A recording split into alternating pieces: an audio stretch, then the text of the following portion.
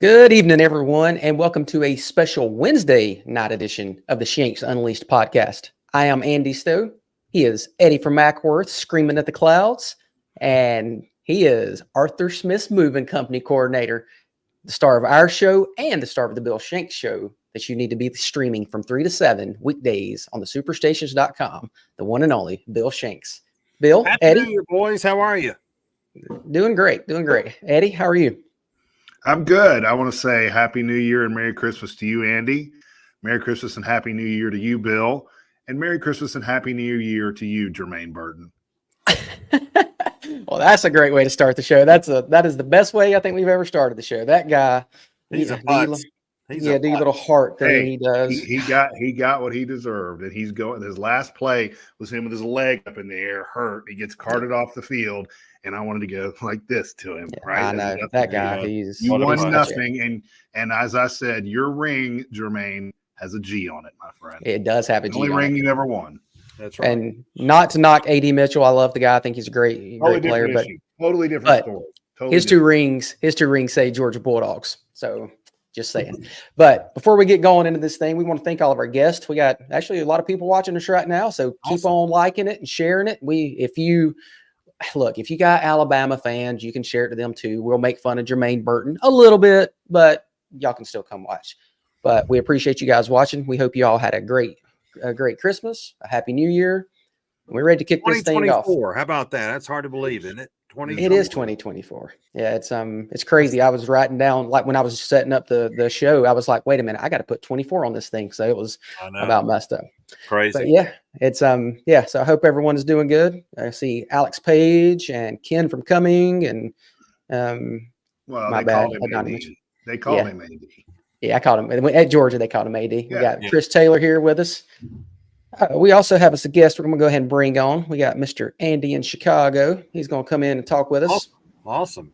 Bill did get you know what? I did get a new Georgia hat, but this is not the new Georgia hat. I did get a hat for Christmas, but this is one of the old hats that I brought in. So anyway, Andy, what's up, my man? What's up, Bill? How are you? Hey, Eddie. Hey, Andy, I must say, as it always bears out, your face does not match your voice, but that's true of anybody you meet for the first time. Right? Everybody. Yeah. It's nice to see you in person, Andy. Yeah, happy to join y'all. Yeah, we're glad to have you. Appreciate you joining us. So we got a big trade to talk about, and I love it. I'm just happy as I can be. I keep on looking at that depth chart and seeing Max Fried, Spencer Strider, Charlie Morton, Chris Sale, and then whomever, fifth starter, Reynaldo Lopez, Bryce Elder, or someone else. And I really like that. I really like that thing. We had an interesting kind of conversation on the show today that I think is worthwhile. And that is, all right, if we had two options, we trade A.J. Smith-Shawver, Hurston Waldrop, Bryce Elder, and Vaughn Grissom to Chicago for Dylan Cease.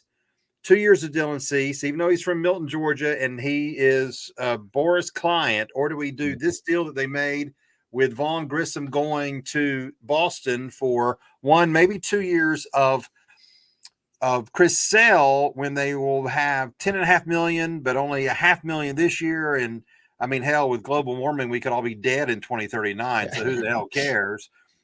Or have that and then $20 million next year. What do we pick? So what do y'all think about that? And you're dealing with BB Abbott as opposed to Boris. That's right. Yeah, and Bill before we get into that, what does his contract go? What is it after this year? Explain that's what I was going to ask Bill to explain that extended contract. Bill. Well, they assume they traded for the contract. Alex said that in the press conference. So that means that they get that deal in its entirety. Now, that means that along with that, they get $17 million. So that $17 million goes through the $27.5 million for 2024. But of that $27.5 million, not included in the $17 million that Boston pays, the $10.5 million left, 10 of that million is paid in 2039, 15 years from the start of or from the time of the trade. So they won't have to pay that until, which Alex Anthopoulos, maybe he's there in 2039 or not, but who cares? So you get that guy though for $500,000 for this season, and then you make a decision on him for 2025 at $20 million.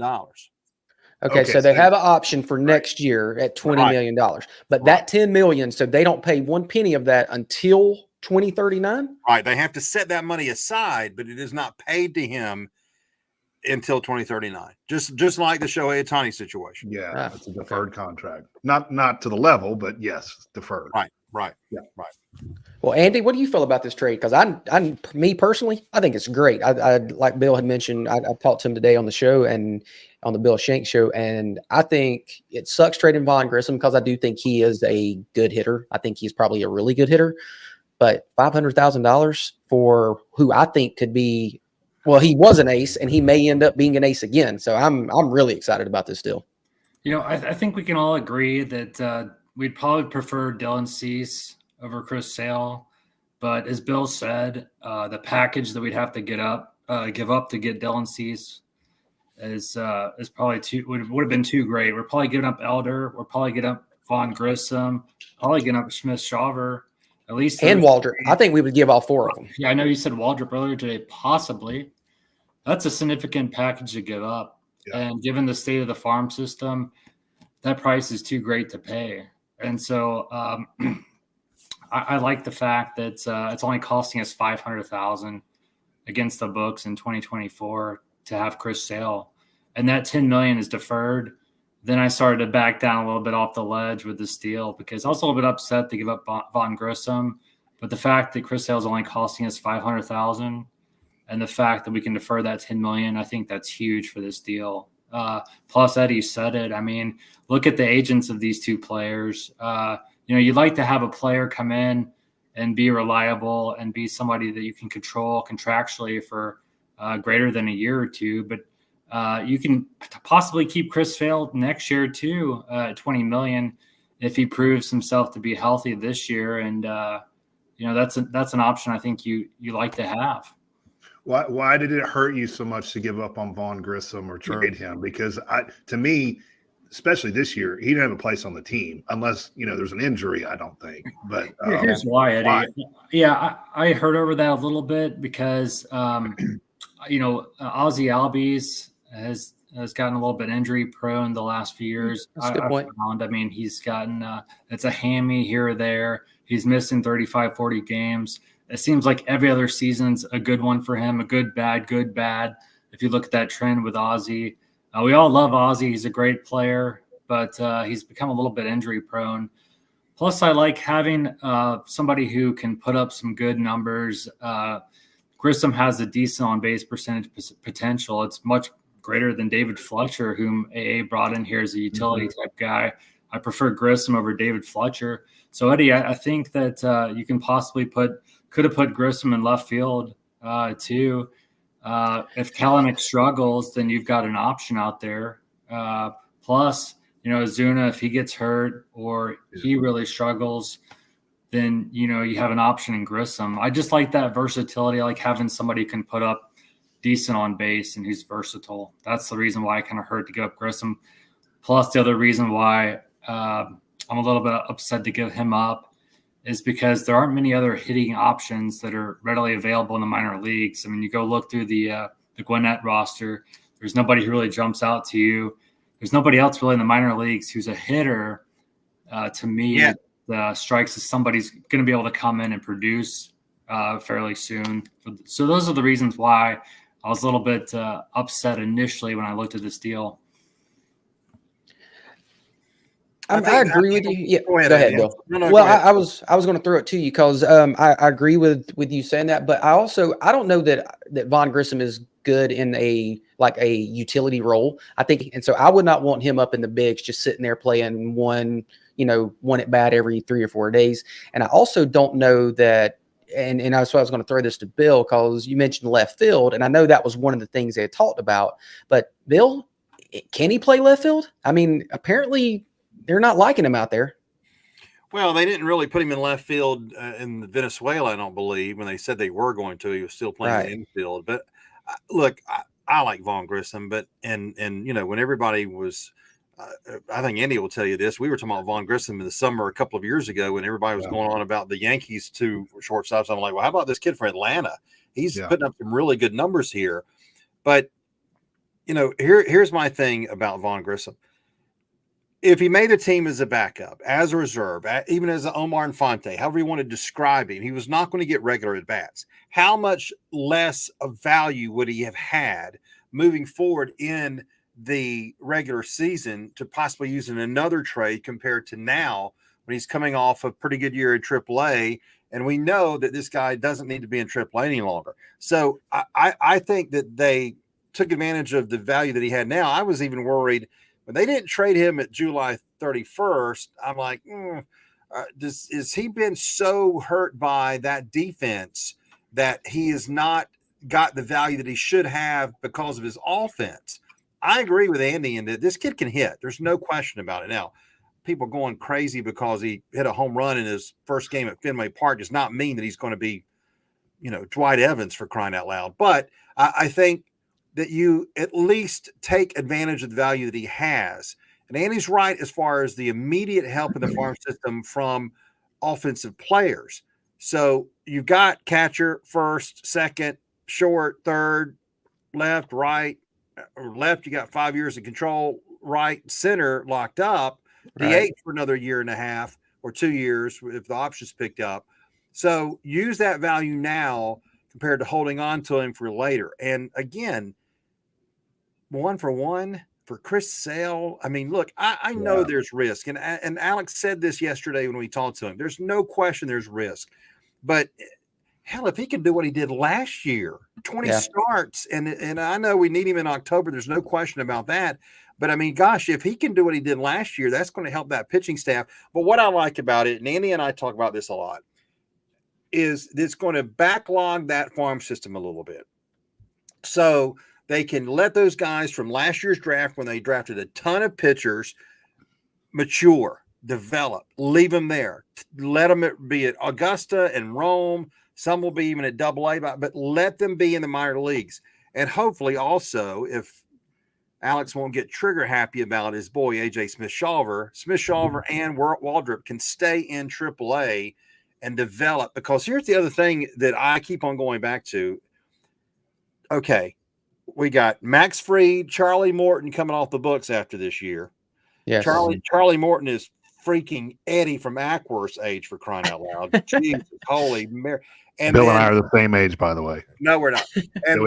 And then we are getting pessimistic by the day about Max, right?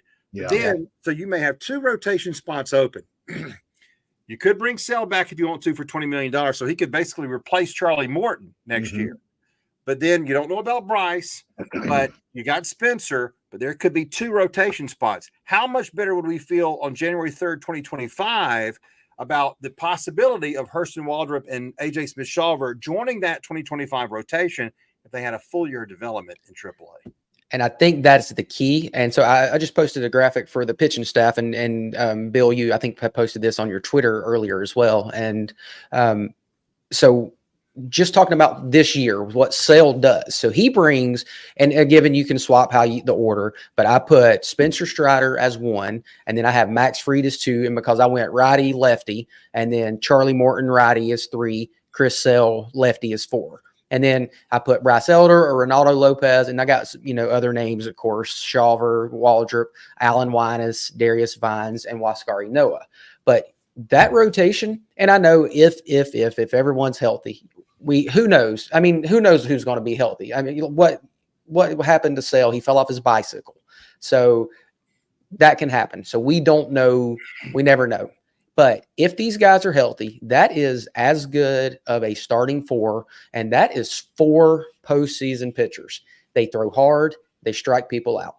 And Bryce Elder, maybe you do a 5th starter by committee. Maybe Elder gets 10 starts. Maybe Winans gets 10, whatever. But those top 4, and then plus look at those relievers. And because Bill, you had posted a stat about their strikeout per 9. Yeah.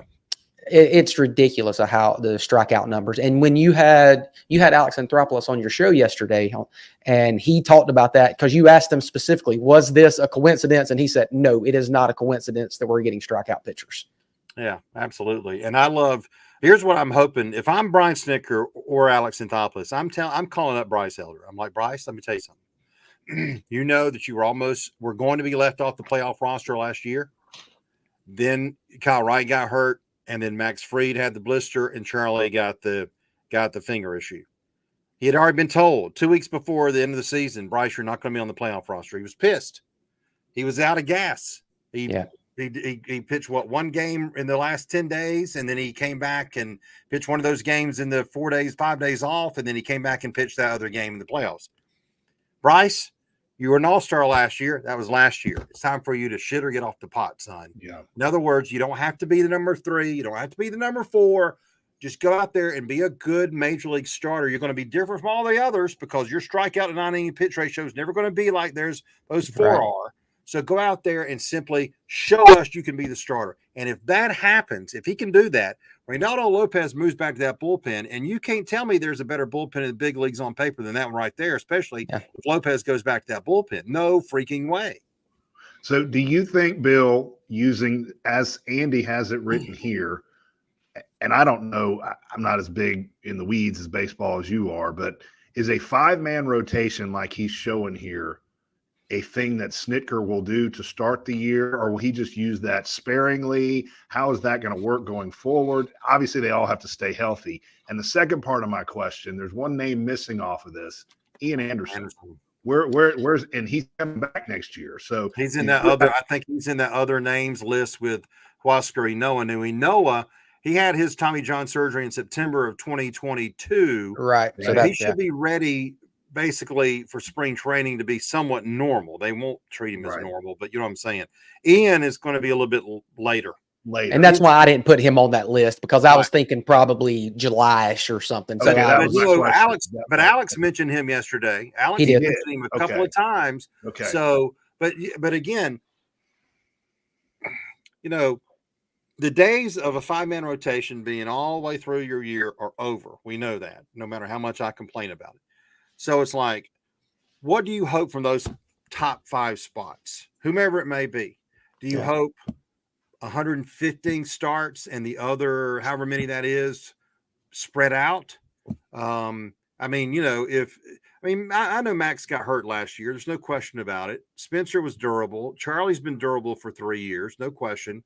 But I mean, what do you think about that, Andy, in Chicago? Do you try to say, do you go into the season saying, all right, our top 5 guys, we hope they make X amount of starts, and then we have a list of others with Darius Vines, Alan Winans, Ynoa perhaps. Yeah.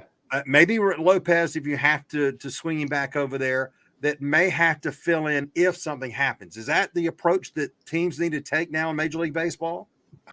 You know, we can debate this all day long, but I think that many of these managers and organizations baby pitchers. I think it should be really pitcher specific. And I really think that pitchers should be allowed to throw as long and as comfortable as they are, unless they say that I'm tired, I want to come out of the game, or I'm injured. I think they should be allowed to throw, throw 8 innings if they want to, 9 innings if they're performing. Why take them out? So I think it's really pitcher specific.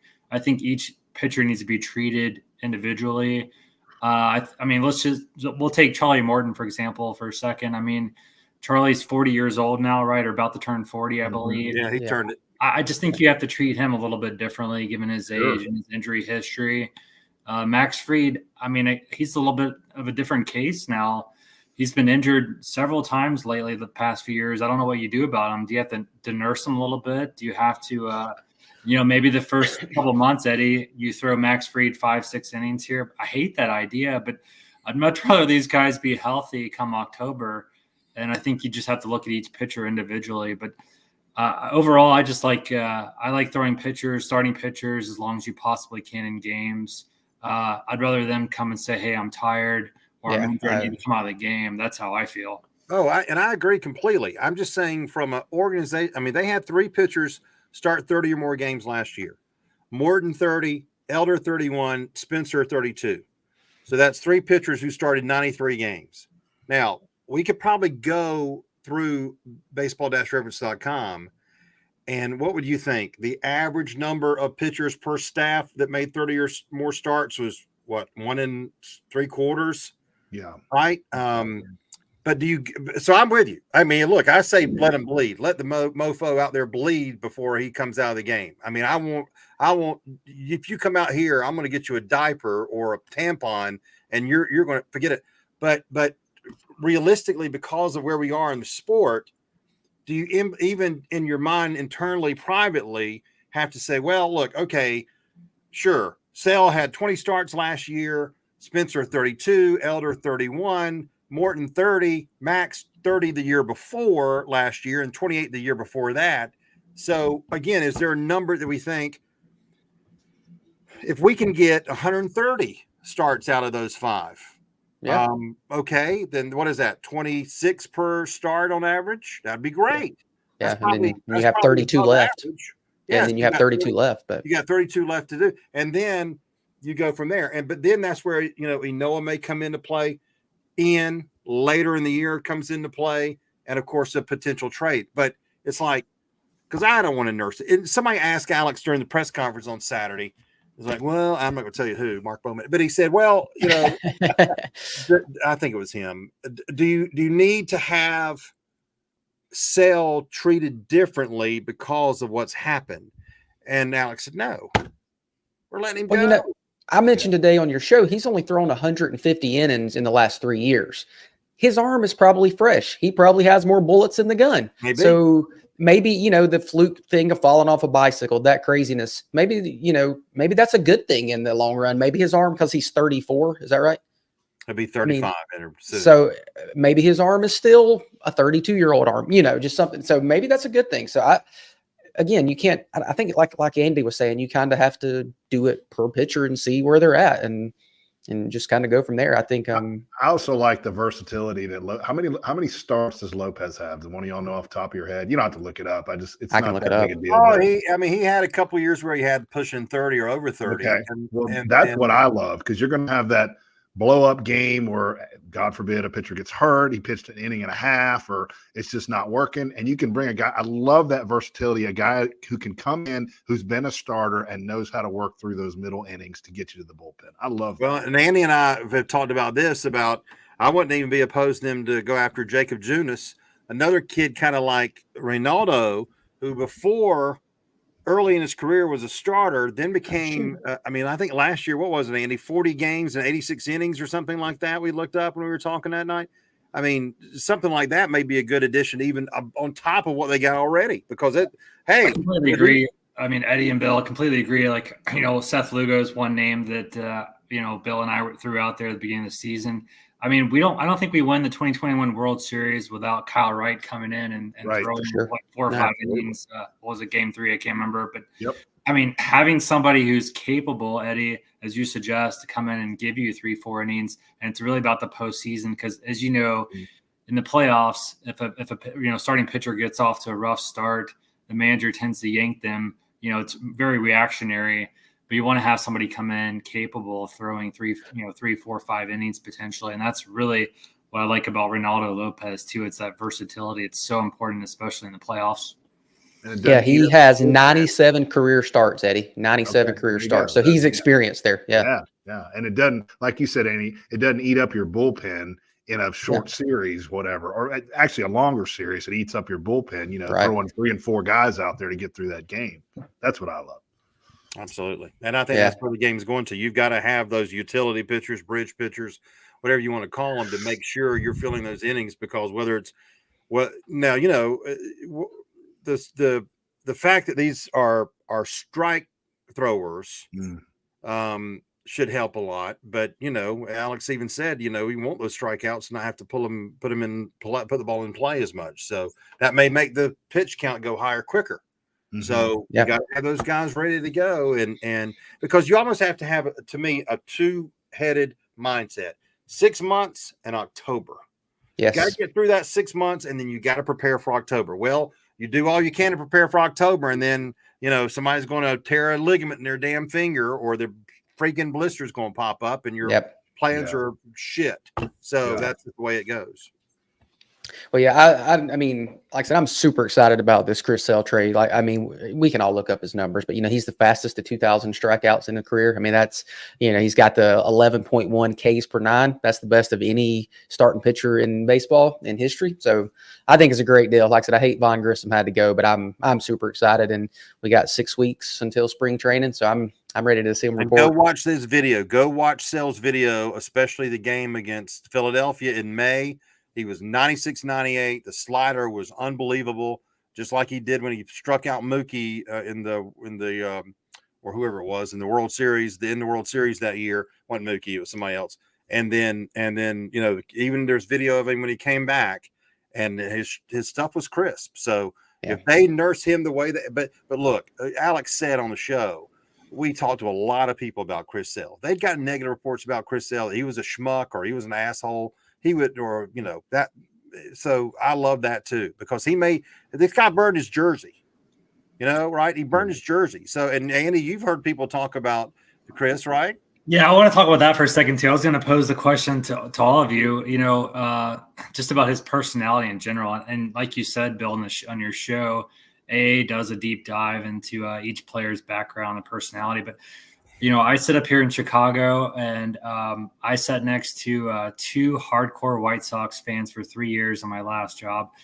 And most of these White Sox fans are very knowledgeable. They actually know their stuff, unlike me and the Cubs fans here, but we won't get into that. But they absolutely love Chris Sale up here in Chicago on the South Side. I mean, he's a very strong personality. He's a competitor. Bill told the story, and they still talk about it today. But I think the White Sox were supposed to wear some old retro jerseys on one of these Sunday games, I think, or something. And Chris Sale's like, he's not having it. I mean, he doesn't like to feel these jerseys. He takes up every single jersey, cuts them up with some scissors, and says, I'm done with these. We're not wearing these today. I mean, this guy really wants to win. He's a competitor. I think the team's going to feed off of somebody like that. And Bill's written this, and some of the articles he's put out there. The Braves really need somebody like that. I think it's a little bit underrated, having a personality or two in that clubhouse who's won before, who's really competitive, and is going to drive that team and speak up. And I think Chris Sale might be that personality that we really need. And Spencer Strider. Spencer Strider's that weird. Strider, but I would also add to that Jared Kelnick. I mean, Alex has now got 2 guys who've injured themselves because they were so angry at their performance. All right. Mm-hmm. They're competitors. And you want that kind of – it's a little nutty. I understand that. But, I mean, that's the kind of competition or competing mind that you want in your clubhouse right there, right? Yeah. Mm-hmm. Absolutely. No question. I like it. I can't wait. I'm excited. I just think I was worried they were going to go do something stupid like the Red Sox did with Lucas Giolito. Yeah, oh my God, $19 million for a 4.8. And I like Lucas. He's one of the ones that's got, I think, Andy, doesn't he have the 30 starts and the 200 strikeouts the last 3 years? I think he's on that list, but I ain't paying that man $18, $19 million. Holy shit. No, his velocity's going down. His stuff is in decline. I saw a Giolito pitch and into this past season in Cleveland. His stuff didn't look good. That's a huge overpay for that kid. 18 million. That's crazy. And you know what? If I'm sure whether it was before the trade deadline last July or now, the conversation was had with Max Fried. Max, should I go get your teammate, whether it's Flaherty or Giolito? And Yeah, I'm sure he asked him about that. Well, I see we have a comment from Mr. Ken from Cumming. He apparently, Ken from Cumming. Who's that? He does not want to talk about the Braves. I think he likes some other team out. Yeah, really. Yeah. You got an itch, Bill. That's a Ken from Cumming issue, right? That he likes the Dodgers. He just likes Japanese pitchers. There you go. Yeah, he made a comment earlier. Immigrants. But yeah, let's move over into the Georgia Bulldogs, and so we got a comment from a Gator fan. For last, so other F words can be used. Yeah, that is the worst F word. But yeah, we have a comment from a Gator fan. That's my buddy Kevin. He's a Gator fan.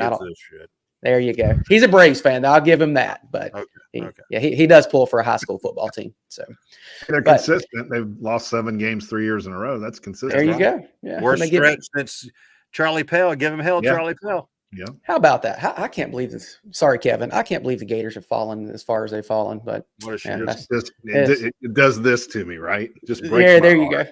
go. He'll probably never watch us again. He told me, he was like, I really like Bill Shanks, even though he's a Georgia fan. He's like, I love listening to his show. I guess he won't listen anymore. So There you go.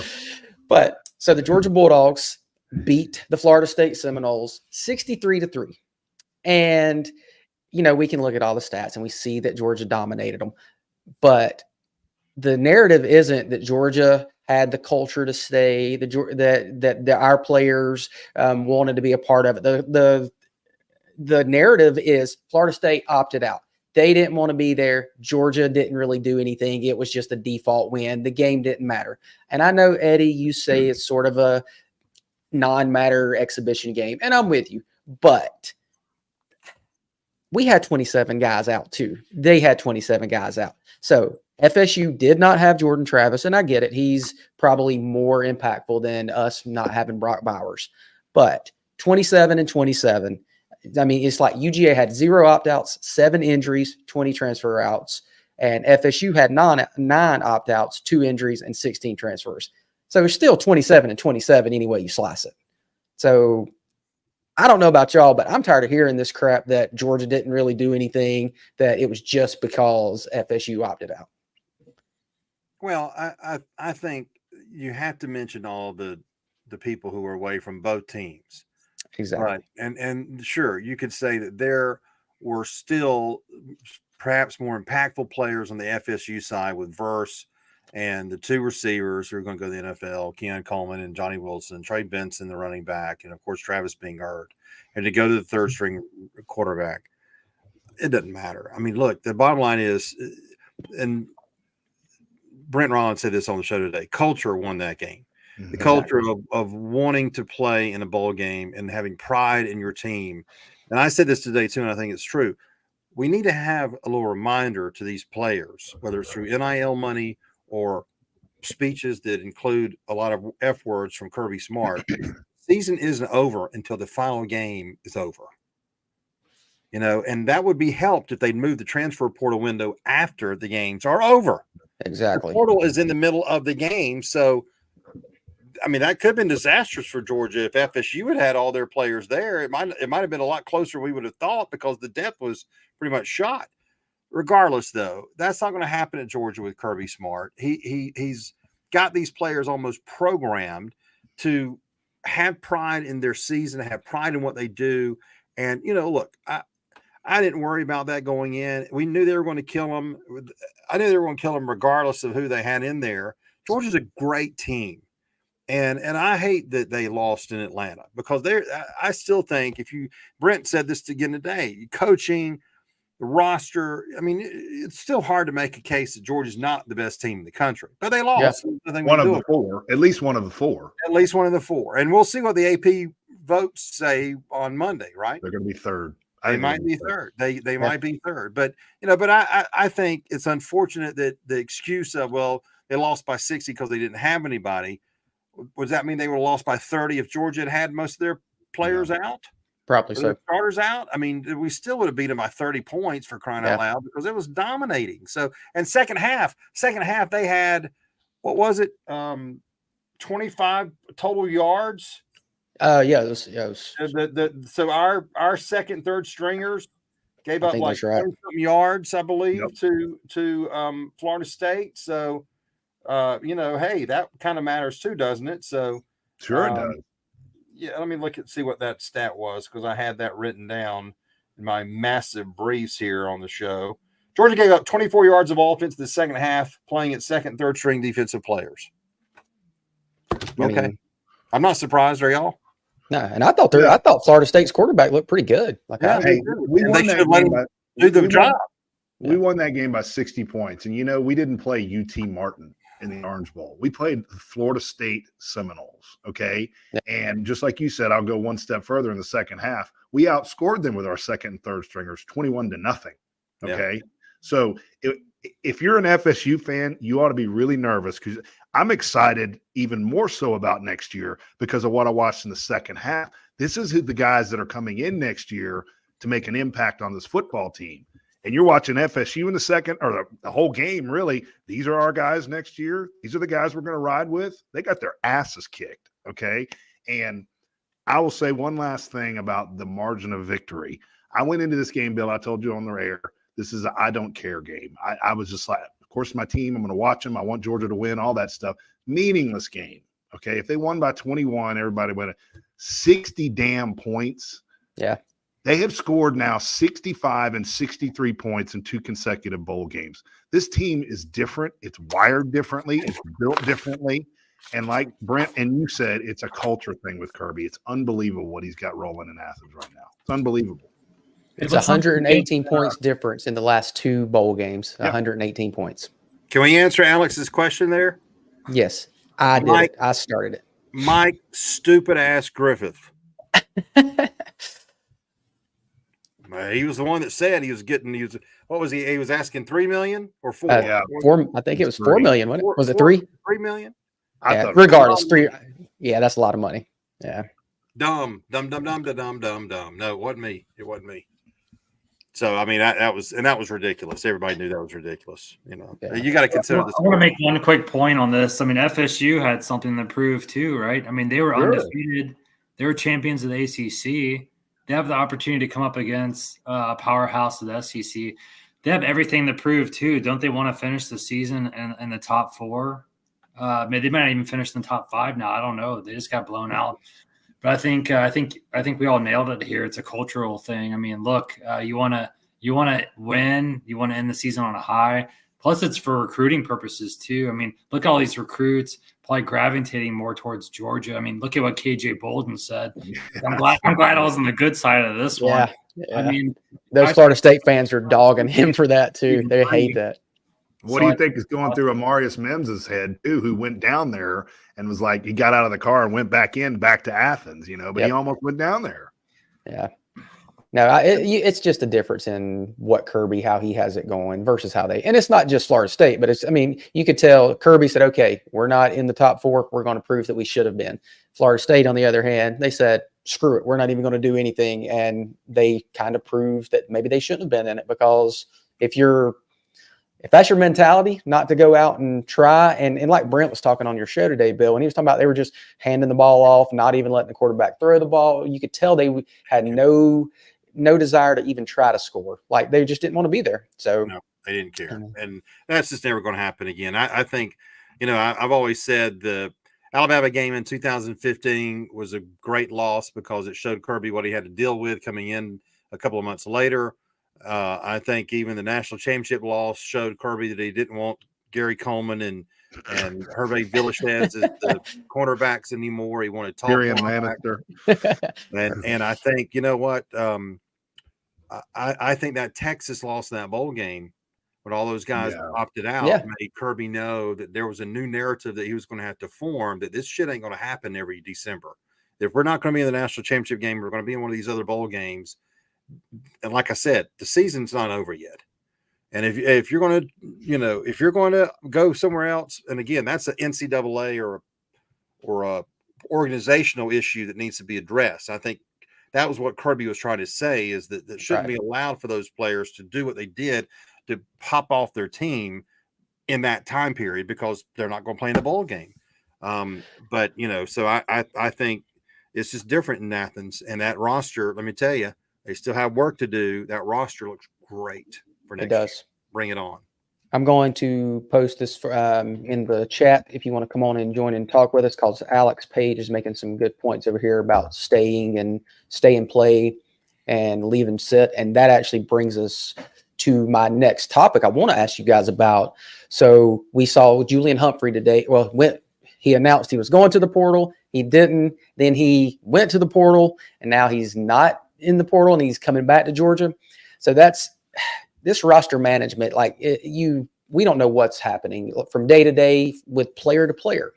So my question is, are we about to have contracts? So let's say 5-star quarterback Bill Shanks has offers from UGA, from Florida, from Alabama, Clemson, whatever. You have all these offers out there. And Georgia says, I'll give you a 2-year guaranteed contract. but you have to play every game? Or is it going to be that we just see these guys like, go to another school and they get a 4-year contract? Like, so are we going to contracts on you have to play every bowl game and you have to be there for 2 years guaranteed, no opting out, no changing, no portaling out after a certain amount of time? Is that coming? Yes, I agree. But I think the one thing you have to think about is if when you open that door, the labor laws, There we go. state labor restrictions, state labor. I mean, you got all kind of things you got to worry about, but I don't know how it's not going that way, because I mean, if that five-star player you want to lock in, all right, so what happens if he comes and he's Faton Bowden and you want to get rid of him? You got him locked into a contract. It's like, Right. oh crap, what are we going to do? So, I mean, I think there's all kind of consequences that you have to think about, but it's got to be, and then the part of the problem is with the NCAA not hooking on to this early on is these states have had individual NIL restrictions and rules that may be okay for Georgia, but not okay for Alabama or vice versa or whatever. There's California. no uniformity in it. And right. So if there's no uniformity in it, that means you have ways of circumventing those restrictions that other teams have to deal with. So, but I don't know how it's not coming to that. I don't know how you don't say to KJ Bolden, for example, let's use him as an example, or the Ellis Robinson, you're the number one player at your position. I don't want you to transfer. I don't give a damn what you do at the University of Georgia. I want you for 3 years, sign the contract. Well, if it's presented that way where it's a multi-year contract, because you got to remember, I think Nick Saban was the first one that kind of let us know about 15 years ago, these are 1-year contracts. Yeah. These scholarships are 1 year, So if you go down that road of contracts that are layered, or even take all the other stuff away, even the clause I said about you've got to play in your bowl game or you're not getting your final payment. Right. Well, you're going to have that on paper. Ain't nobody going to pay attention to that crap. Right. Alex Page, what's up, man? What do you think about that? How y'all doing? Good afternoon. Happy New Year to you all. Bill is on point with what he's saying about the contracts.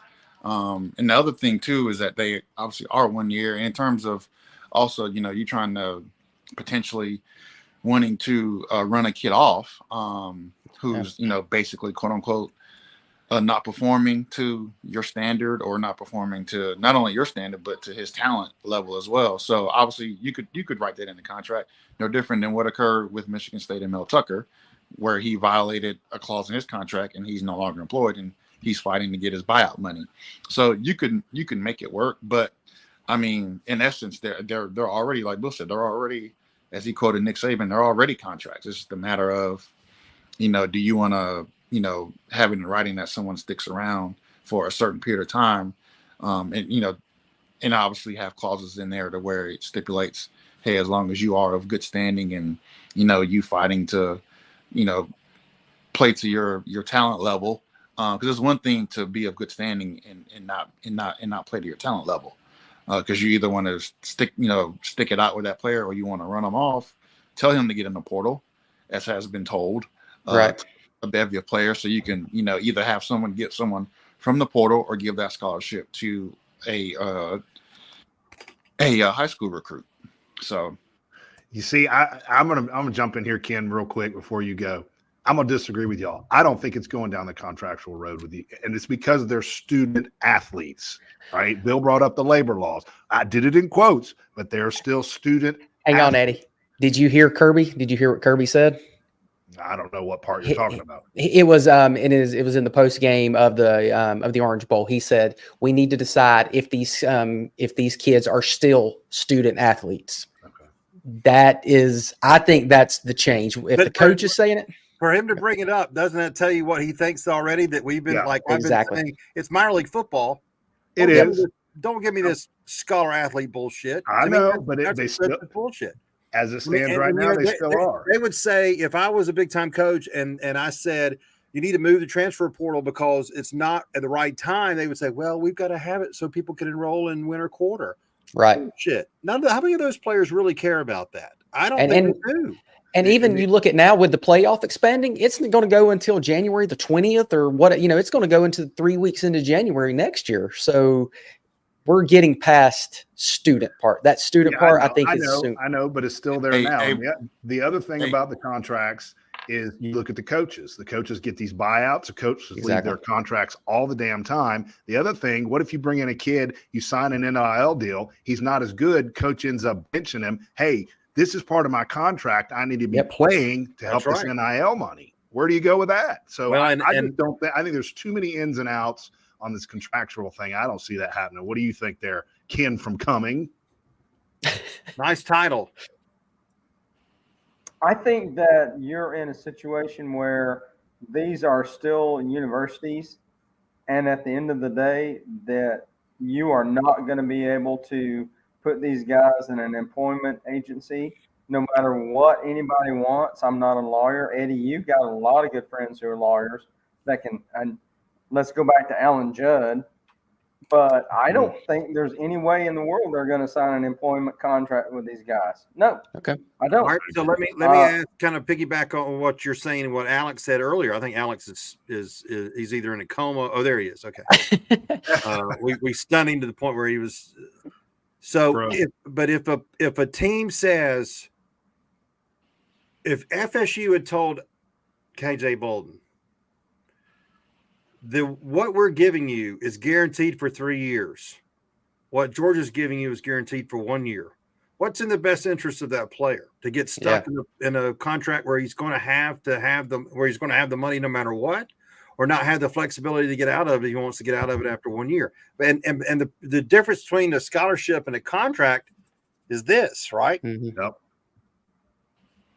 Yeah. I think we're in a situation where you're going to have to separate the two, because you've got player performance and you've got the universities that are going to want to separate themselves, that do not want to be in any way connected to what these guys are doing.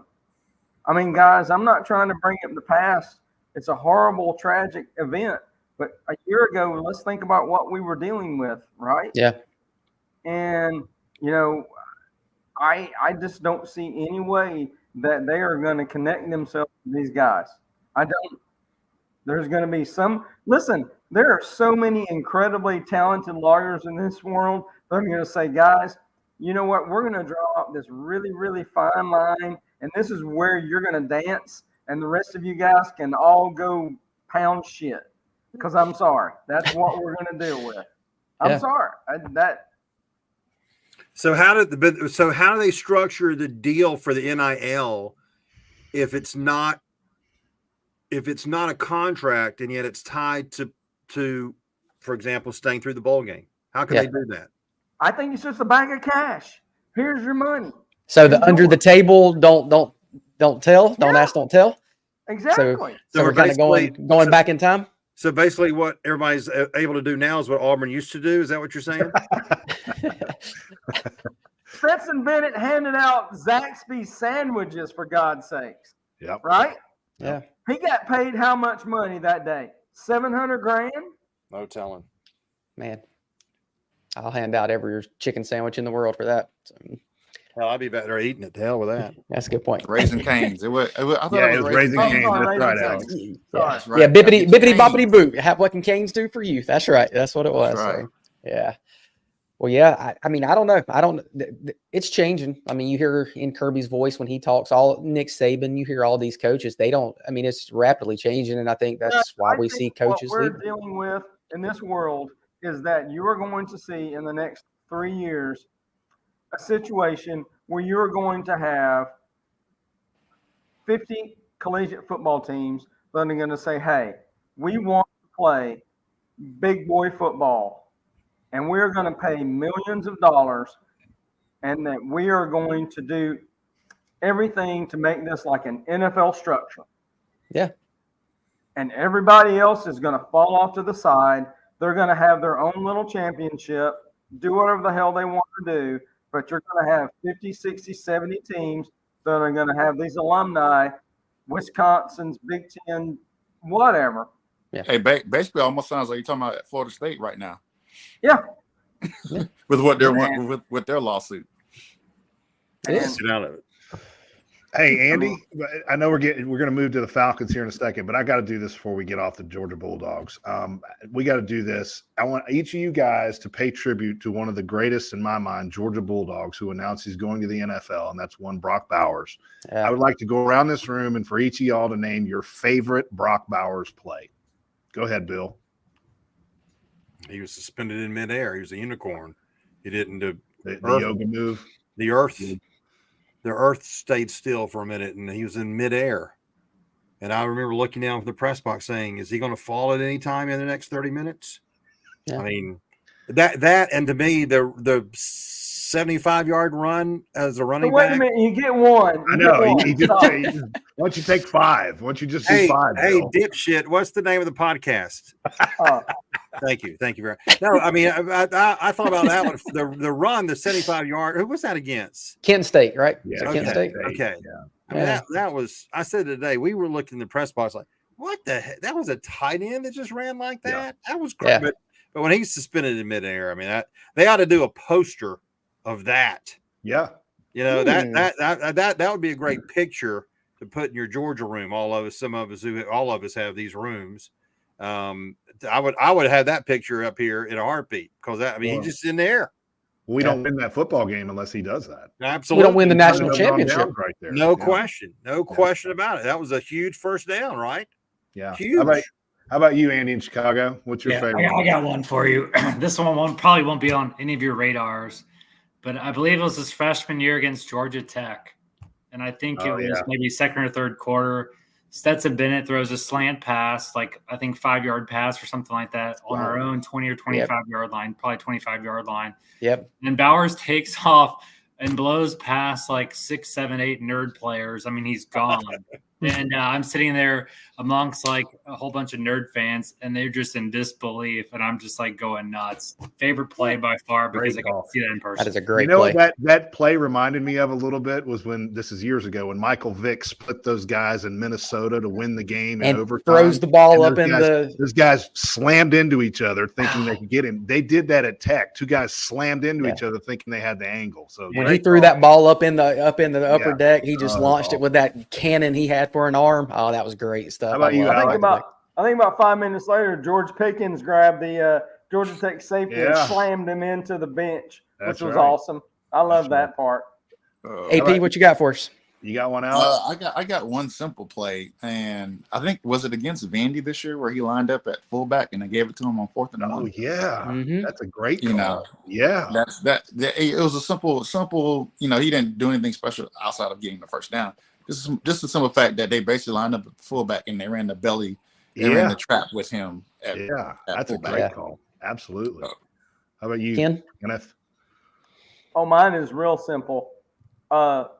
Brock Bowers, University of Gay Turds, when he turned around and broke their hearts play. and just, you know what? And he just did a big old dog nasty on them the rest of the game, which I just absolutely loved.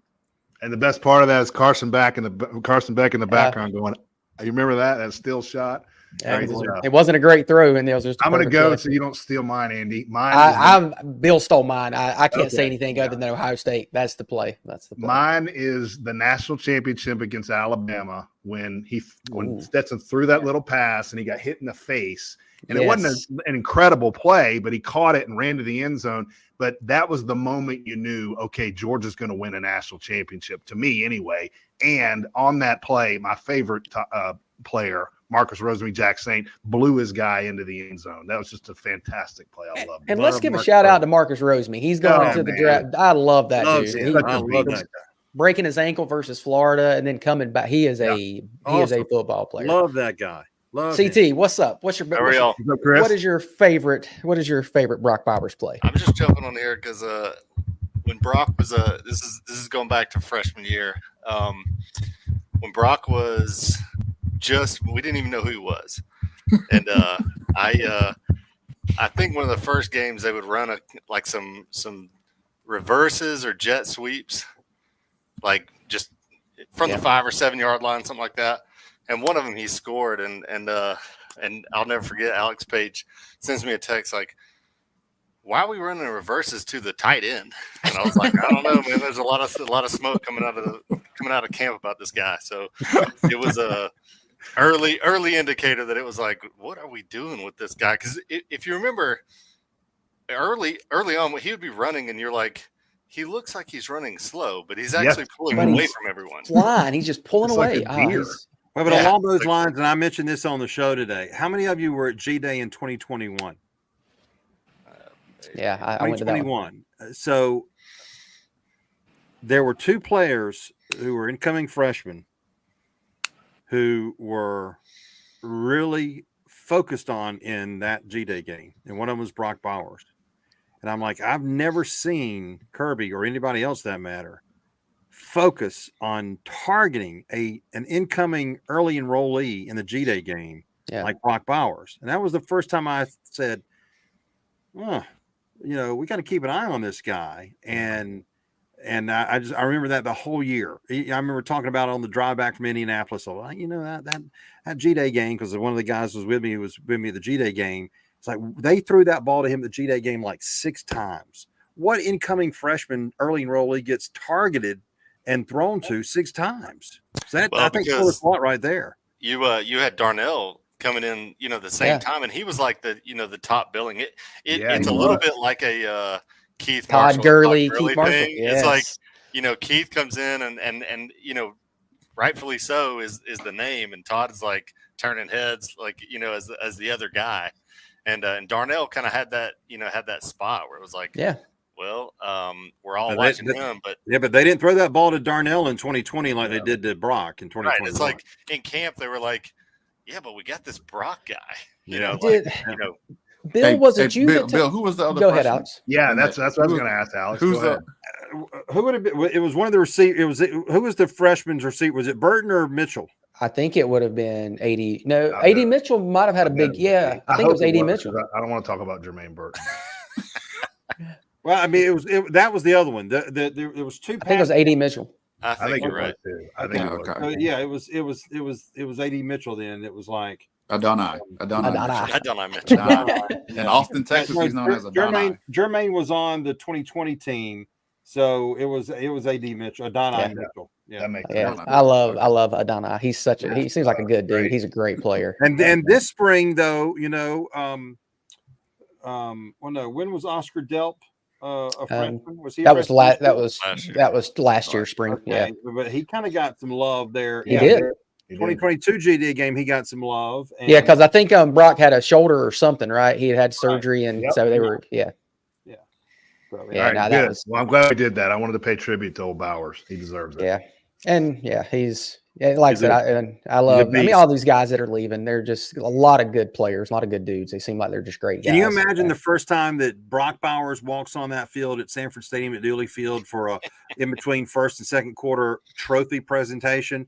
They're going to lose their shit. Yeah, it's going to blow up. It's going to be unbelievable. I mean, it was so loud when Stetson came back. Yeah, right. Because I had run to the bathroom and I knew there hadn't been a play. I'm like, holy crap, have we been attacked by terrorists? Scored touchdown. Right. I mean, yeah, my God. And all of a sudden they're like, somebody came in and was like, oh, Stetson's down there. I'm like, oh, okay. I mean, I could hear it through the walls. It was so loud. So can you imagine Brock Bowers though? I mean, that'll be ridiculous. Well, guys, we got a few minutes left, so we got to go to that F word that Bill loves to say and just gets the blood pumping. So the Atlanta Falcons, they got blown out 17-37 by the Chicago Bears, and they're now 7-9, third in the NFC South. If they win and go 8-9 and the Bucs lose, the Falcons will go to the playoffs. So my question is simple. I know we do. God. I know we all hate the New Orleans disaster. Saints. I'm sorry. Go ahead. Eddie, you've got to answer this first. No, you know what? Bill hates them probably more than you do. Bill, do you want the Atlanta Falcons to lose to the New Orleans Saints so that will basically assure that Arthur Smith is out of this place? Yes. There you go.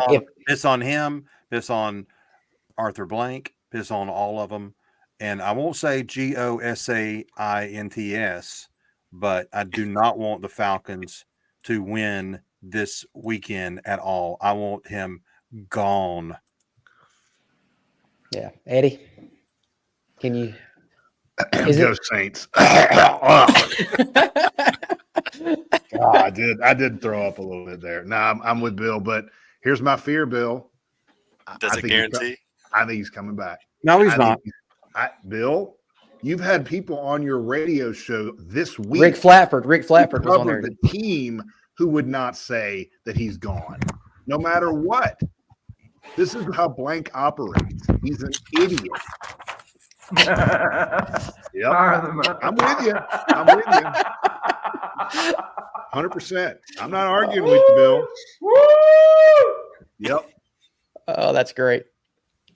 No, look, I'll believe it when I see it. But here, okay, and hey, and Chris Hefner, who some of y'all who listen to my show know is the anti-Shanks when it comes to the Falcons. He's going to say everything opposite, and that's fine. He has come over to our way, and he's like he can't imagine a scenario where he can come back, and because Carolina's not going to beat Tampa Bay.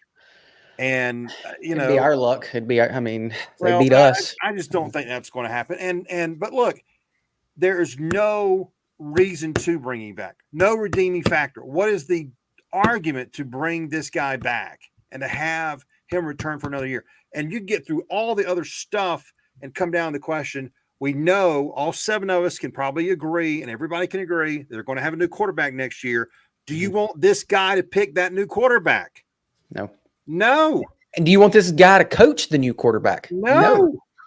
I don't want him to coach Westfield in South Bibb County. Yeah. He's AP? What is he?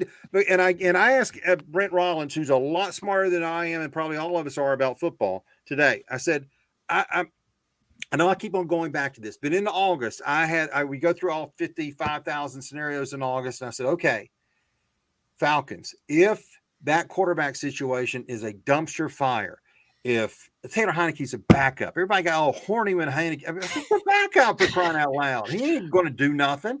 And it's like, if Desmond Ridder is awful, let's just say that's how it plays out. Regardless, if he's awful, can they still make chicken salad out of chicken shit? With the fact that they've got 3 skilled players they took for first-round picks and a 5th rounder who became a 1,000-yard rusher as a rookie, and Cordell Patterson, who's the most underused player on that team. Yes. Can they not make something out of that, even with a game manager? And I know, okay, well, he's still got to throw it if you're going to use those guys, but my God, they haven't scored 30 points one time in 3 years that this offensive, innovative mind has had the team as his head coach.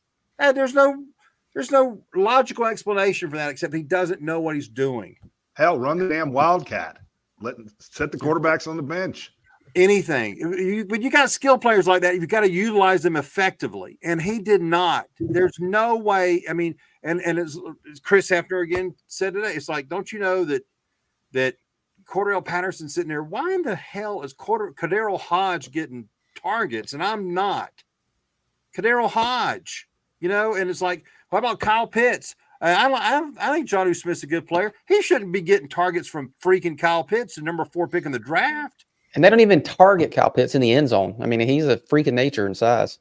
Alex, is there anything that this guy has? Let me ask you. I don't really have much to because I basically concur, or I see all the points made by Bill and Eddie. Just sitting here listening to Bill and go down the skill players on offenses, you could argue that Arthur Smith has had more talent on this offense than he had when he was coordinating offense in Tennessee. Absolutely. Outside of Derrick Henry running back. Absolutely. So, because the whole time when he was in Tennessee, the whole issue was, hey, we need at least one weapon outside just to loosen up the box for Derrick Henry. And it still didn't matter because Derrick just carried him to the dang playoffs every year. And he also had Ben Jones blocking for him at center and Taylor Lewan when he was healthy. So yeah, I can't defend Arthur Smith. I mean, I wouldn't be surprised if he were to come back for another year. I wouldn't be surprised if he were to be let go on Monday. So, well, let me tell you, if he's brought back for another year, I'm going to make radio history on Monday at 3:00. We are going to have to do a YouTube show on Monday, or your radio show will be and I think canceled. Bill. He's going to do that at 3:01, the radio station is going to be flatlined. Yes. The Federal Communications is going to shut it all down. That's what's going to happen. Hey, let me ask you all a question because I don't have a photographic memory of the season, but I know Carolina was a late loss, right? So the rain game. What were the other games where it was like final possession, meltdown in the last how many were there? Oh, geez. Washington was that way. Vikings too, right? Vikings were that way. Yep. Arizona was that way. That's right. Arizona. Tampa Bay at home was that? Yeah, that's what Tampa Bay. Yeah. So just strictly from a devil's advocate, I totally agree. I think he should be gone. Don't say it, Chris. You want me to kick him off? You want me to kick him out? Think about how close you are to 11 wins, 12. I mean, it's like but that means you have to say that if not for Koo, you don't have shit. Right. I agree. I'm just saying you have you would still have the same coach, and think about how much worse it would be if you had the same coach and a few things went the right way instead of the wrong way, and you're stuck with him, and not even in the debate about letting him go. Okay, but I want to argue it this way, though. The Green Bay Packers, the Falcons won 25-24. So that is a close game. They did win. Right. They beat Houston 21-19. All right. They beat Tampa Bay 16-13. New Orleans close games all the way around. The Jets 13-8. So good and bad, yeah. So it's I think if say if they were to beat if they would have beat Tampa instead of losing 29-25. Maybe they lose to the New York Jets 8-13. So I think it's I think they are what they are. I don't think he is. That's what I was going to say. Chris, you just described the NFL right there. That is the NFL every Sunday. You come down to the wire one way or the other. And I can't remember the coach who said it. Y'all tell me who it is. You are what you are. You are what your record is. Well, Parcells, but you know what? I had it written down a couple of weeks ago. The number of games where Koo has had the game win or go ahead or game ruining kick, and within the last 2.5 minutes of the game is he's won 7-7-7, right? He's won 21 games. It's like half of that. Right. Yeah. Have been on ending kicks in the last 2.5 minutes of the game. I mean, so a lot of close to, but Arthur Blank could sit there because I'm sure, Chris, that's exactly what Arthur Smith's going to say, right? Oh, yeah. He's going to plead his case and say, Mr. Blank, everything's close. And you know what? If Arthur Blank, Gomez Adams from the freaking Adams family has any balls that haven't fallen to the floor, he could probably say, well, you know what? If I hadn't had good people around me at Home Depot, it would have been Arthur's hammer shop. Yeah. Andy, what about you? What do you think? Is he gone? Is he back? Bill's not going to be happy with me on this one, but I think he's going to be given one more year. And I just think I'm with you. I think so too. Eddie said it. I think Arthur Blank's loyal, too loyal to these people. He's too loyal to Dan Quinn, too loyal to Thomas Dimitroff. I think he just enjoys them personally. And this is his buddy's son. And I see Arthur Smith begging for one more year and getting that one more year, and I think that's the end of it after one more year. You know what we could do? We could do a false tweet that Arthur Smith was just named in the Jeffrey Epstein files. I got it. I'll send it out. Don't worry. I got that taken care of. That already occurred on I think was it yesterday on the Jimmy Kimmel. Jimmy Kimmel and Pat McAfee. So. Aaron Rodgers did that. Aaron Rodgers does not care. Yeah, he don't care. No, he don't care at all. Ken, what do you think? Is he back next year? No, guys, I've been watching the Atlanta Falcons since 1976, and the only head coach that I remember is Lehman Bennett, who had a pair of balls, who actually, this team was phenomenal under that guy, and since then, I've lived in hell, like Bill. Because I'm older than Bill and Eddie, as they will tell you on a regular basis. A lot. Let me tell you something. If they bring this fat son of a bitch curve back, I am going to start rooting for the Baltimore Ravens unless Todd Monken is our next head coach. I'm done. There Out. Hang on, what is it? There you go. Send him back to Memphis to deliver packages. There we go.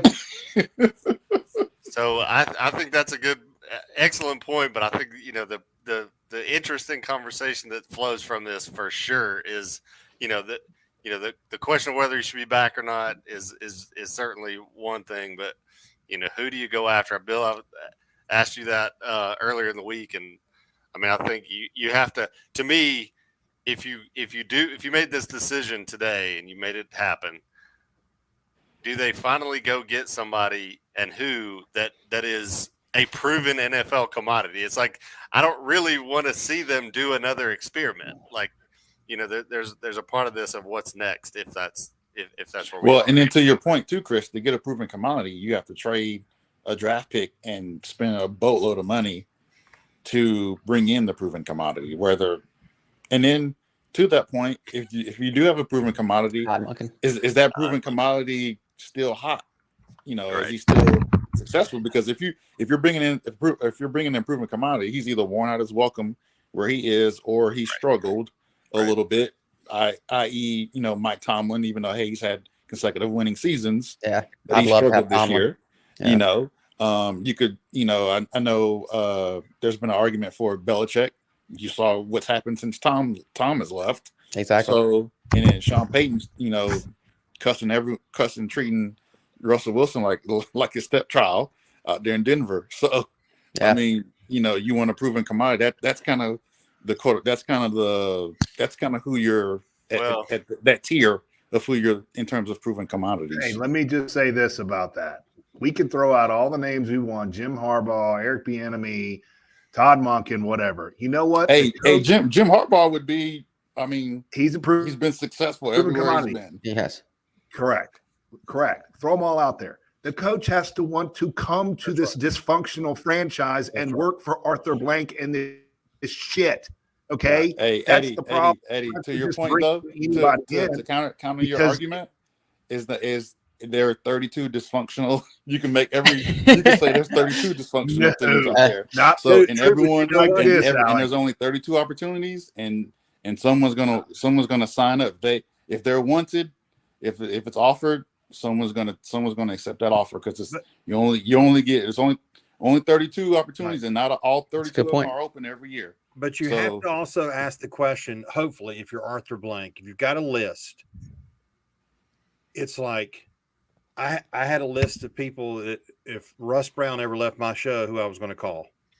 Eddie from He probably definitely has a list. And it was Jeff Dantzler. And Jeff Dantzler took my call the night I found out that my co-host was leaving, and Jeff Dantzler is on at 12 o'clock every day on the superstations. But I had a list. And it was people who I knew, obviously, and people who were available. But you would think that for a job like this, the owner would have a list of people. And it's like, what are my categories? College coaches? Well, you went down that road with Bobby Petrino. That wasn't worth shit. Proven NFL head coaches. Former NFL, currently, is there somebody like a Tomlin that could leave and come here if he leaves his current team? Former NFL head coaches. Brian Flores is a name I've thought about. He got the shaft, obviously. It was ridiculous. The guy needs another opportunity. And then you have the assistant coach again. How in the world, though, can he go down the assistant coach avenue? And look, assistant coaches, like you said, Alex, about, hey, they're going to take a job if they can because it's one of 32, especially a first-time guy. First-time guy, they don't give a damn if they get final approval of what happens with the draft. They just want the damn job. Yeah, they're going to do anything that Mr. Blank tells them to do. You got to be at my office at Buckhead at 9 o'clock on Monday mornings. Okay, Mr. Blank, I'll be there, because they're their first time coach. But Buck Bellew, when Buck Bellew was here a couple of weeks ago, we were talking about the Falcons, and I was going off on him. And he was talking about Dan Reeves. He said Dan Reeves used to come on Buck and Kincaid in Atlanta all the time. Dan was a great man. God bless him. And he said Dan knew he was in trouble after Arthur Blank bought the team, when Arthur Blank told Dan Reeves to be at his office in Buckhead at 9 o'clock on Monday morning. And discuss the game prior, right? Yeah. Yeah. And it's like, hell no. I'm not going to do that. An established coach is not going to do that. So is that why he stayed away from established coaches? I think it is. Why he won't touch an established coach? That's a fair question, isn't it? Yep. That is a fair question. But the other thing is, though, is like I said, you have to overspend. You got to do what Denver did to get Sean Payton. I mean, to get someone that's currently an established coach that's had success, that's at a team to where he's kind of quasi maybe worn out his welcome, or there's ready for a split to occur, then you're gonna spend a boatload of money, not only financially but also from a draft capital standpoint to get that guy. And you don't want to give up. Last thing you want. That's why you don't see that often, and it's rare that it ever occurs, because no one wants to give up a first round pick for an established head coach. Well, but like you know, the thing is that when Sean McVay said today that he was not going to, that he would be back with the Rams next year, I kind of like, well, darn. Yeah. But you know, he would be perfect, right? An Atlanta kid coming back home. From that standpoint, yes. But from the way I know the situation out there, the situation is perfect for him. Oh, sure. Out there. Yeah. So absolutely. I mean, in terms of the setup, and his the weight he carries, and how everything works together out there. So, But how about this, Alex? And you talking about there's no question that people want jobs, but how many people are going to want to come into this collaborative effort bullshit? And therefore, if when you say collaborative, what are you referring to? I mean, them using straws to decide who to draft. Yeah, they're going to want the coach is going to want to be able to say, "I want to get this guy." And we don't know who's been in charge. Coaches always have say in who gets drafted, because Right. they're the one. Sure. They're the one that's coaching them, and they're the one they're fitting that player into their scheme. Right, but if you ask any question of the Atlanta Falcons and Terry Fontenot and Arthur Blank and Arthur Smith and even Rich McKay, who's a cancer, who makes the decisions on this football team? They go in that collaborative effort. Yes, because that's because everyone does an eval on that player, on those top players. So that's why they say it's a collaborative effort. Well, true, but somebody's got to make the doing call. an evaluation on a player. Well, yeah, the final say is going to basically everyone agrees on when a player is drafted, and it goes from head coach, GM, obviously your personnel directors, your coordinator, and then obviously the position coach. So that's why they use the term collaborative, because everyone. I don't think there's one person in charge. I think, and we've been told by one of our guests even today that Terry Fontenot's frustrated because he doesn't feel like he's in charge of his football team. And it's like, well, that probably is the reason, because the coach was hired before the GM. Yeah. Listen, are you kidding me? In my time there, I know some situations have been interesting, to say the least. So, that's what in terms of the collaborative, that's where that comes from. Gotcha. No one wants to say, "Hey, I had final say in this." Now, granted, there are some situations where it comes down to someone makes a final decision. If there's a discussion in terms of position, whether to take a player at another position of need versus taking, if there's quote unquote, if there's a tie, so to speak, lack of a better term, then that's where someone does intercede and say, "Hey, this is what we're going to do, and this is how it's going to go down." But that's why, Alex, a situation like people asking, "Who the hell wanted Deshaun Watson?" That was my question. Yeah. Was that collaborative or was that Arthur Blank? I bet it was Arthur Blank. What year was that? I was probably coaching high school ball at that time. So no, that was 2 years ago. Yeah, 2 years ago. Oh, yeah, 2 years ago. From the draft. Oh, you're talking about from a free agent standpoint. Yeah. Then that was. Yeah. You could say that was. He was a talented player before all the other stuff came about. Yeah, who wouldn't want Deshaun Watson? No, that stuff was already out. A lot of baggage. Yeah, he had a but that was before the. No, that stuff was already out. That stuff was already out there. Yeah. That's why he wasn't in the league. And like you're still going to look at him, even though he's got the Mormon Tabernacle Choir saying he groped him in the sauna. Hey, your boy. Hey, that's what Jimmy Haslam did. He still took him and signed him to the guaranteed deal, and that's why Lamar Jackson held out for a period of time. $250 million or whatever it was. Guys, I'm sorry, but we have to have a new owner in this team, in this town. Yeah, we don't I think have a so. new owner. We are going to be circling this fucking drain for the next 10 years, and I'm not going to live that long because I'm going to die soon. I'm serious. Well, I mean, we keep seeing the same thing over and over, and the one constant has been the owner. And so when you keep doing the same stuff, you have to look at the constant, and the constant is the owner. I mean, yeah. Hey, I'm gonna go to a Falcons game and hold up a sign that says, "We need a new owner because Ken's gonna die." Will that work? Hey, I'll be- at least you all can take solace in the fact that your owner isn't throwing drinks on the opposing team. Guys, Yeah, no, that was bad. Yeah. This is From not the- That's rocket because he doesn't science, want to get his guys. suit messed up, Alex. Yeah, exactly. Well, guys, look, we've been going at this, and I don't know if we'll ever completely agree one way or the other, because it's a who knows what's going on. But I tell you what, let's go around the horn real quick. I'm gonna start with CT. I want to get your national title predictions. Who's going to win, Ooh. and what's the score going to be? Well, originally I said Texas, so that's obviously I said Bama. So I'll go. I'm gonna go. Are we going score? Or are we going big or small margin? I was going to do. I predicted a score, but you don't have to. Whatever you want to do. I'll go. I will go Washington 31-21. Andy, what you got? Similar there. I've got Washington. I just don't see Harbaugh winning a huge game like this. I just don't see it. So I want to go Washington 28, Michigan 23. Ooh. Mr. Ken from Cumming, what you got? You know, I hate Jim Harbaugh. He is a cheating son of a bitch from hell. And I'm going to tell you what, though. I watched him on the sideline. He is scary. He's like the devil. Michigan's going to win this game. Their defense is inspired. Their team, I'm telling you, they're locked in. I love Michael Penix. I want Michael Penix to come to Atlanta. He is phenomenal. If that is a guy that the Falcons could get their hold on, I know Jaden Daniels is all this and all that with the shake and the bait. I want a guy who can drop back in the pocket and take 2 steps and throw the ball fucking 40 yards down the field. Even. All right. All right. So here's my Accurately. prediction. Michigan's going to win 34-31. Oh wow. Alex Page, what you got?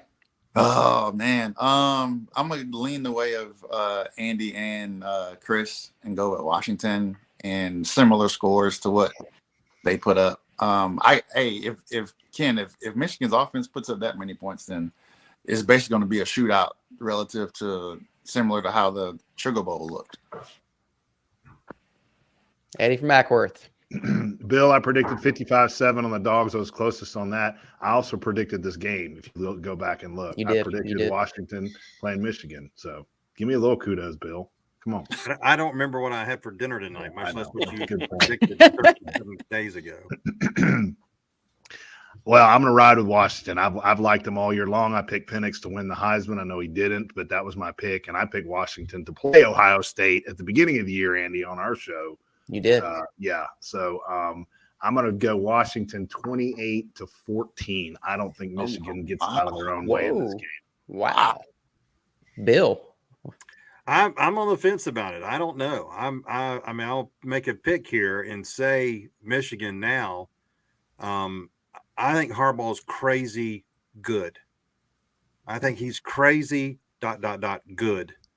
He's crazy and good, but he's crazy good too. And I mean, I love Penix too. I watched both the Oregon games and then that game the other day, and he can sling it, man. That kid can really throw that ball. He's got a quick release. He's got a really quick release. And it's accurate. That's the key. It's accurate.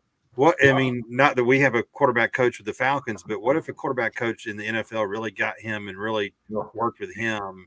I mean, and really refined those skills, because he's not going to run very much, right? He's had those injuries, but I mean, he's got a gun, I think, and I enjoy watching him play. I wouldn't be surprised at all if he wins. I think we're going to get a really good football game. I'd be surprised if it's more than 10 points. I think it's going to be close, and because I think these are two. I don't think they're the two best teams in the country, but I think they are. I think they are two really good football teams, and like Monday, I think we could have really good games, which is great. You know, if we can't have our team there, at least have a good game worth a damn. Yeah, and it's not Bama again.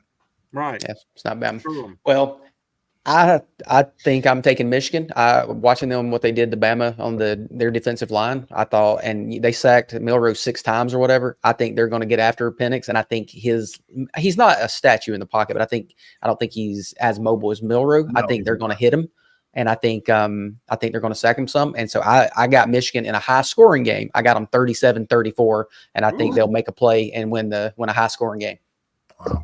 I wouldn't be surprised by that. I really wouldn't. I mean, I think they're good teams. I really do. I would have felt better after watching those 2 games the other night. And I know it's easy to say because they lost. I would have felt much easier. There's no doubt Georgia would have beat Alabama if they'd played them again somehow. Yeah, I agree. Georgia wasn't going to lose to Alabama twice. There's no freaking way. And I think Georgia was better in Texas. Yeah, me too. I think Kirby Smart is. I'm not big on Sarkisian. I think he's a douche. But yeah, I mean, I think Georgia would have had more difficulty with Michigan and Washington compared to Texas or Alabama. So that also has me hoping that there'll be a good game on Monday. Yeah, I'm with you guys. I think it's going to be a really good game, and I think Georgia's still the best team in the country. So, with that being said, guys, we want to thank everyone that's watching. This is the most viewers we've had since we started doing this thing. So we appreciate everyone that's watching. Again, we hope you have a great new year. I want to thank everyone that's joined us. We got Chris Taylor, and you can see his Twitter name is @CTaylor0780. We got Andy in Chicago. What is your Twitter account, Andy? Straight Stats MLB. We got Bill Shanks loves Artie Smith. What's your Twitter handle over there, What Mr. dude Ken? you are, Ken from Cumming, you dumbass. How do they follow you on Twitter, Ken? Whatever. No more. Well, follow Ken at whatever. That works. No, it's isn't it at drinkinggin.now.com or what is it? Yeah, pretty much. Alex, how do they find you on Twitter, Alex? UNK Streets with a Z.